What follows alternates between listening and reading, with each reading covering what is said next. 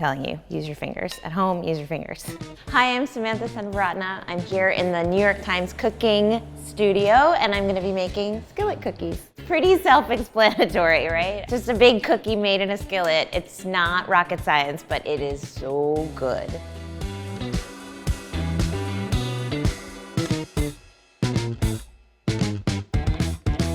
I first had a skillet cookie when I was a kid at a chain restaurant near my house, and my dad and I would fight over the thing. It was so good and warm and gooey and fabulous, and he would just knock the cookie off my spoon without even realizing it, I think, and just eat it all up. We were all just in a trance of warm, gooey cookie. I made this one with chocolate and walnuts because that's my favorite cookie combination, but of course you can put in whatever you like the most. Nothing groundbreaking, obviously, but it's just so easy and so good. I love a project, but sometimes you just want a cookie now.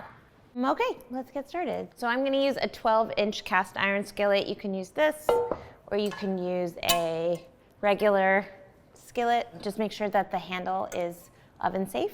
I don't even grease it because I find that it's warm enough, there's enough butter in the cookie, you don't really need to. So we'll start with our stick of butter at room temperature, and then we'll cream the sugars in. So it's half a cup of brown sugar, half a cup of granulated. Now you can mix this with an electric mixer on medium until it's light and fluffy, or you can be fully lazy and just do it by hand.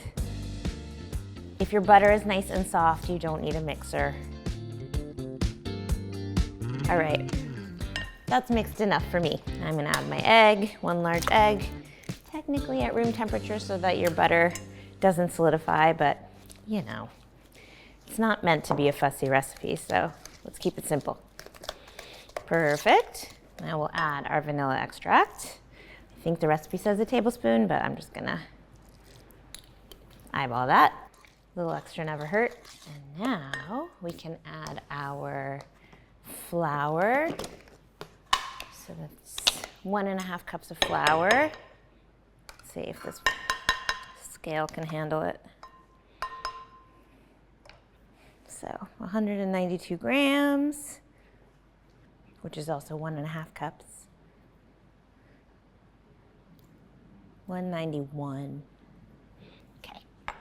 And we need 3/4 of a teaspoon of salt. This is Diamond Crystal kosher salt. That's what I cook with, so that's always what I bake with. And then we need 3/4 of a teaspoon of baking soda. I'll mix that in. Okay, pretty well mixed. Now I can chop my chocolate. So I'm using bar chocolate. I way prefer bar chocolate to chocolate chips. I just think they melt nicer.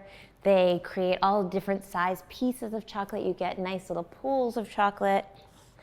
I just think it's better, but if you have chips, use chips. I always chop chocolate with a serrated knife. I don't know, I just think it's a lot easier. Somehow the little teeth on the knife sort of grip the chocolate and keep it from flying about. Same with nuts. I'm not looking for a certain size.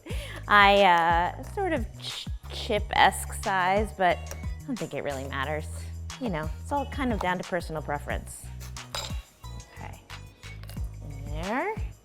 I love all those little teeny like chocolate crumbs. I think they add something really nice. And then I'm throwing in walnuts. I don't even chop them because I kind of like them big, but you can if you want. And that's it. What else would be nice in here? You could put any kind of chocolate. Dried fruit would be good in here. I would put sour cherries in here. Little pieces of halva or something like marzipan would be good in here, or any kind of candy. It's pretty flexible. Okay, so into my skillet. And then you do kind of want to spread it out a little.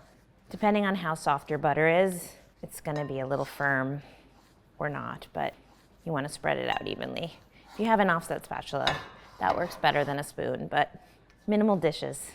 Or, you know, you could even dampen your fingertips and do it that way. That works. If I were home alone in my kitchen, that's what I would do. This spoon would have been better. Live and learn. There we go. Perfect. So then this goes into a 350-degree oven for about 20, 22 minutes. Or you could stop it a little early if you want it to be a little gooier. I might stop it a little earlier just for fun, but you do you.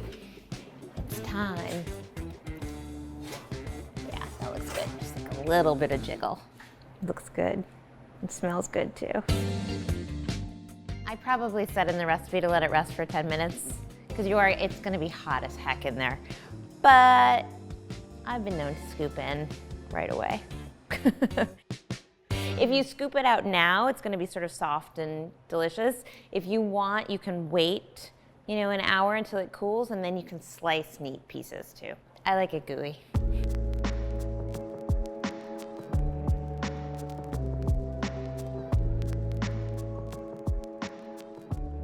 So I'm gonna just go into it. One lady with a whole skillet cookie.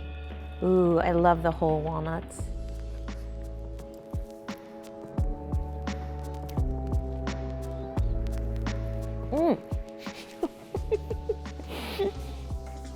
It's really very good.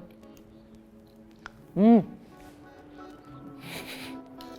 my God, you gotta take this away from me. I'm gonna eat all of it. Please come. I'm gonna knock it off your spoon though, just like my dad.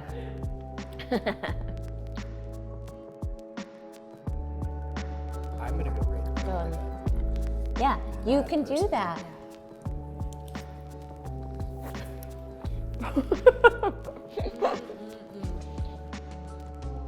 You can find this recipe and more of my recipes over at NYT Cooking.